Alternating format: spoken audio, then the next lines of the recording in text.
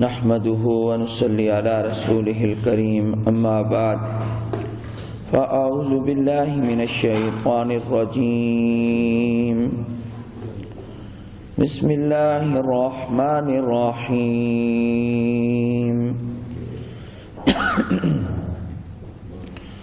يا أيها الذين آمنوا إن جاءكم فاسق بنبأ فتبينوا أن تصيبوا قوما بجهالة فتصبحوا على ما فعلتم نادمين صدق اللہ العظیم۔ اے ایمان والو، اگر لائے تمہارے پاس کوئی گنہگار کوئی خبر، بس تم خوب تحقیق کر لیا کرو، کہیں ایسا نہ ہو کہ پہنچو تم کسی قوم کو نادانی کے ساتھ، بس ہو جاؤ تم اس پر جو تم نے کیا ہو شرمندہ ہونے والے۔ قرآن کریم کی اس آیت میں اللہ تعالی نے مسلمانوں کو ایک ہدایت عطا فرمائی ہے، ایک حکم دیا ہے، اگر کوئی شخص شریر ہو، فاسق ہو، گناہگار ہو، تمہیں کوئی خبر سناتا ہو فلاں نے ایسا کر دیا، تو تم اس خبر پر عمل کرنے سے پہلے اس خبر کی تحقیق کر لو۔ ایسا نہ ہو کہ کسی کی بات میں آ کر کسی پر تم حملہ کر دو، کسی کے خلاف کارروائی کر دو، بعد میں پتہ چلے کہ وہ خبر ہی جھوٹی تھی، جس کی بنیاد پر ہم نے اقدام کیا تھا وہ خبر ہی جھوٹی نکلی ہے۔ تو اللہ تعالی نے فرمایا پہلے چھان بین کر لو، خوب تحقیق کر لو۔ اور یہ ایک ایسا اصول ہے جو زندگی کے ہر شعبے میں جاری ساری ہو سکتا ہے۔ بہت ساری خبریں ہیں ہم سنتے ہیں اور اشتعال میں آ جاتے ہیں، تحقیق ہی نہیں کرتے ہم، فلاں جی آپ کے خلاف کہہ رہا تھا، بس دشمنی کی ابتدا سنتے ہی ہو جاتی ہے۔ اللہ تعالی نے اس سے منع کیا ہے۔ ممکن ہے کہ وہ خبر ہی غلط ہو، وہ بات ہی اس نے نہ کہی ہو۔ فرمایا کہ اگر تم نے سنی سنائی بات پر کارروائی کر دی، ان تصیبوا قوما بجہالہ، نادانی میں، یہ نادانی کی بات ہوگی اگر بغیر تحقیق کیے تم نے کوئی اقدام کیا، نادانی میں اگر تم نے کسی قوم پر حملہ کر دیا، فتصبحوا علی ما فعلتم نادمین، اس کا وبال تمہارے اوپر ہوگا، یہ اس کا خمیازہ تمہیں بھگتنا ہوگا۔ فرمایا تم پشیمان ہو جاؤ گے، شرمندہ ہو جاؤ گے۔ پھر مفہوم تو آیت کا سمجھ میں آ گیا۔ تفسیر ابن کثیر کے حوالے سے لکھا ہے کہ اس آیت کا شان نزول ایک واقعہ ہے۔ وہ واقعہ یہ ہے کہ حضرت صلی اللہ علیہ وآلہ وسلم کی ایک زوجہ محترمہ ہے جن کا نام ہے حضرت جویریہ رضی اللہ تعالی عنہ، ام المومنین ہے۔ قبیلہ تھا بنی مصطلق، اس کے تھے سردار حارث بن ابی زرار بن حارث، تو حارث نام تھا اس قبیلے کے ایک سردار کا، یہ ان کی بیٹی تھی حضرت جویریہ رضی اللہ تعالی عنہ۔ وہ جب حارث حضور اکرم صلی اللہ علیہ وسلم کی خدمت میں حاضر ہوئے تو کہنے لگے اے اللہ کے رسول صلی اللہ علیہ وسلم، آپ کس چیز کی دعوت دیتے ہیں؟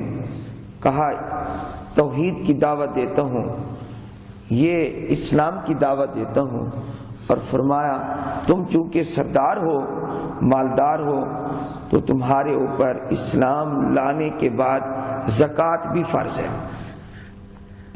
آپ علیہ السلام نے اس کو زکوٰۃ کی تعلیم بھی دی، اسلام قبول کر لیا۔ اب حارث نہ رہے، اب حارث رضی اللہ تعالی عنہ بن گئے، صحابی رسول بن گئے۔ بیٹی پہلے سے نبی کریم صلی اللہ علیہ وسلم کے عقد میں ہے۔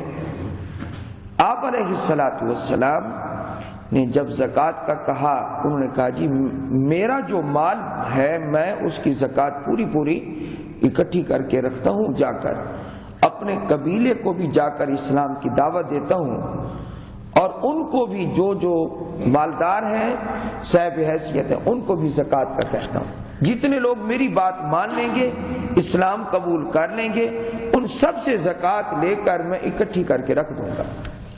آپ صلی اللہ علیہ وسلم فلاں مہینے کی فلاں تاریخ کو اپنا قاصد بھیج دیجئے، میں وہ مال جتنا اکٹھا ہو چکا ہوگا میں اس کے حوالے کر دوں گا، وہ مدینہ میں آ جائے گا، اور پھر آپ جیسے فقراء میں مساکین میں اس کو تقسیم کرنا چاہیں آپ تقسیم فرما دیجئے۔ آپ علیہ السلام نے وعدہ فرما لیا کہ میں قاصد بھیجوں گا۔ بس یہی بات آپ حضرات کے زیادہ سننے کی ہے۔ آپ علیہ السلام کا قاصد جو تھا وہ ان تک نہ پہنچا، جو قبیلے والے لوگ تھے ان تک آپ کا قاصد نہ پہنچا، وہ انتظار میں تھا۔ ادھر سے کیا ہوا، آپ علیہ السلام نے اپنے وعدے کے مطابق ولید بن عقبہ رضی اللہ تعالی عنہ صحابی رسول ان کو بھیج دیا۔ ولید بن عقبہ کی پرانی دشمنی تھی اس قبیلے سے، بہت پہلے سے دشمنی چلی آ رہی تھی، اسلام سے بھی پہلے کی دشمنی تھی، اور ان کو پتا تھا، وہ جو لوگ تھے ان کو یہ پتا تھا کہ آپ صلی اللہ علیہ وسلم کا قاصد آنے والا ہے، تو کچھ لوگ استقبال کے لیے آئے کہ اب تاریخ فلاں آ گئی ہے اور آپ صلی اللہ علیہ وسلم نے وعدے کے مطابق اپنا نمائندہ بھیجنا ہے، قاصد بھیجنا ہے۔ وہ باہر آ کر استقبال کے لیے جمع ہوئے۔ ولید بن عقبہ رضی اللہ تعالی عنہ نے ان کو دیکھا، دیکھ کر یہ سمجھے کہ یہ لوگ مجھے قتل کرنے کے لیے آئے، کیونکہ پرانی دشمنی چلی آ رہی تھی۔ یہ سوچ کر وہ صحابی رسول فوراً واپس ہو گئے اور آپ صلی اللہ علیہ وسلم کو اپنے گمان کے مطابق کہنے لگے، اللہ کے رسول صلی اللہ علیہ وسلم میں وہاں گیا، قبیلے کے لوگ باہر ایک جگہ پر جمع تھے، وہ تو میرے قتل کے در پہ ہو گئے، زکوٰۃ نہیں دیتے، وہ زکوٰۃ دیتے تو کہتے ہم زکوٰۃ دیتے، وہ تو لوگ جمع تھے وہاں پر۔ اپنے گمان کے مطابق قرائن سے ان کو شبہ ہو گیا کہ یہ میرے قتل کے لیے جمع ہے۔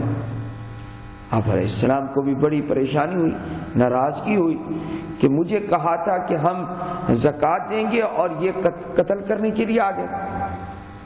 آپ علیہ السلام نے حضرت خالد بن ولید رضی اللہ تعالیٰ عنہ جو مسلمان ہو چکے تھے اس وقت، ان کی سرکردگی میں ایک دستہ صحابہ کا بھیج دیا، جاؤ ان سے جا کر پوچھو، اگر تم اسلام نہیں قبول کرتے پھر جنگ ہے، ہمیں کچھ کہا تھا اور اب کچھ کہتے ہو۔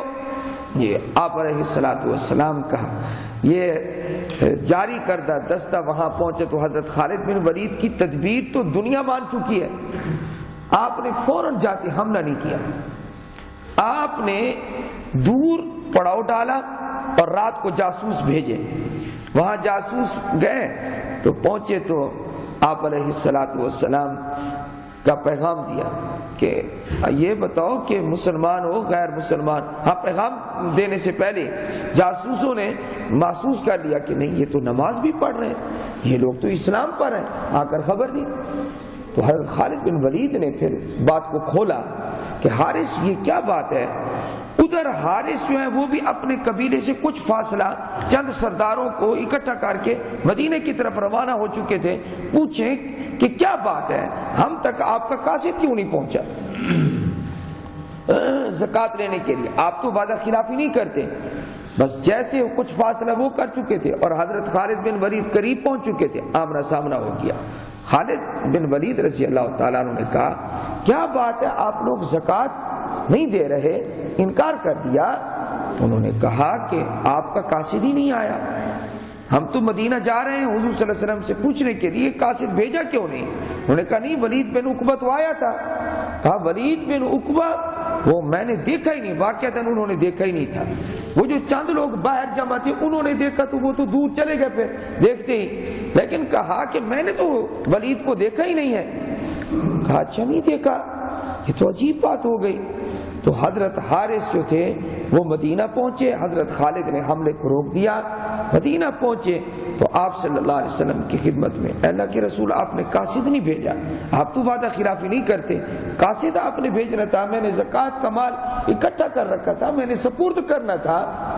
آپ علیہ السلام نے جواباً ارشاد فرمایا کہ ولید کو میں نے بھیجا اور تم لوگوں نے قتل کا ارادہ کر لیا۔ انہوں نے کہا کہ بالکل ایسی کوئی بات نہیں ہے۔ جب یہ دونوں طرف سے پریشانی کے بعد بات کھلی تو اللہ تعالی نے یہ آیت نازل فرما دی، اور قانون کیا بنا دیا؟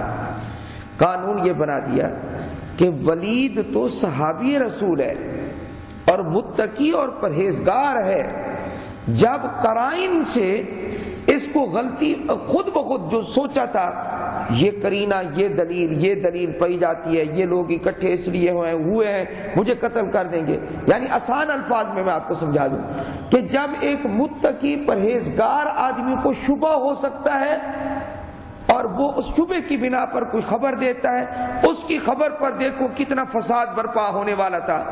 ایک پرہیزگار آدمی ہے، متقی ہے، صحابی رسول ہے، جب اس کو شبہ ہو جاتا ہے، اشتباہ ہو جاتا ہے اور اس کی خبر واقع میں غلط نکل آتی ہے، غلطی لگ گئی ہے ان کو، تو اگر اس کی بنا پر اتنا بڑا فساد اور جنگ چھڑنے والی تھی، تو اگر کوئی گناہگار فاسق پتہ ہو کہ فلاں منافق ہے، کافر ہے، فاسق ہے، جھوٹ بولتا رہتا ہے، اس کی خبر پر تم یقین کرو گے تو کتنا فساد برپا ہوگا۔ یہ تو متقی پرہیزگار آدمی کی خبر جی غلطی کی وجہ سے اگر اس پر عمل کر لیا جاتا تو کس قدر نقصان ہوتا۔ تو اللہ تعالیٰ نے یہ قانون بنا دیا، کیا مطلب کوئی آدمی تمہیں غلط خبر دے تو کوئی خبر دے، جب تک تحقیق نہ کر لو، چھان بین نہ کر لو، اس وقت تک کوئی اقدام نہ کرو، بڑے حوصلے سے ٹھنڈے دل سے خبر سنو۔ ہمارا ایک ساتھی ہے، وہ خطیب ہے فوج میں، پھر جو فوجی ہوتے ہیں وہ فوج کی باتیں کرتے ہیں، وہاں کے قانون بتاتے ہیں، جی ایسا ہوتا ہے نا جی۔ جب بھی ہمارے پاس بیٹھتا ہے تو کوئی بات کیوں نہیں کہتا کہ بخاری شریف کی حدیث یہ ہے اور مسلم شریف کی حدیث یہ ہے۔ بھئی ہم ملتے ہیں آپس میں تو ہم آپس میں یہ باتیں کرتے ہیں کہ بھی دیکھو قرآن کی آیت میں یوں لکھا ہے اور یہ ہے، یہ فلاں تفسیر اچھی ہے، فلاں حدیث کی کتاب ہے اور فلاں نے لکھی ہے، اس قسم کی باتیں۔ وہ فوج کا خطیب ہے تو وہ فوج کی باتیں کرتا رہتا ہے، ہر وقت ہمیں سناتا رہتا ہے فوج کی باتیں۔ تو وہ مجھے کہنے لگا ایک فوجی افسر کا میں تمہیں ایک قول سناتا ہوں۔ کیا قول؟ تو اچھا سنایا اس نے، کہا کہ پاؤں کو گرم رکھو، سر کو ٹھنڈا رکھو۔ تو یہ کہتے ہیں فوج کا یہ قانون ہے، ہمیں سنایا جاتا ہے وہاں۔ میں نے کہا ٹھیک ہے جی، تو مطلب یہ ہے کہ سیر خوب کیا کرو، چلا پھرا کرو یہ، اور جو دماغ ہے اس میں غصہ نہ بھرا ہوا ہو اس کو آپ ٹھنڈا رکھیں۔ میں نے کہا ٹھیک کہا۔ تو یہ اس لیے مناسبت سے سنا دیا کہ یہ صرف فوج نہیں بلکہ قرآن اس کی تعلیم دیتا ہے۔ قرآن کریم خود کہتا ہے کسی کی خبر سن کر مشتعل نہ ہو جاؤ، خوب تحقیق کرو، جب خوب تحقیق ہو جائے پھر اس کے مطابق تم عمل کرو۔ اللہ تعالی ہمیں قرآن کا فہم نصیب فرمائے، صحیح عمل کی توفیق عطا فرمائے۔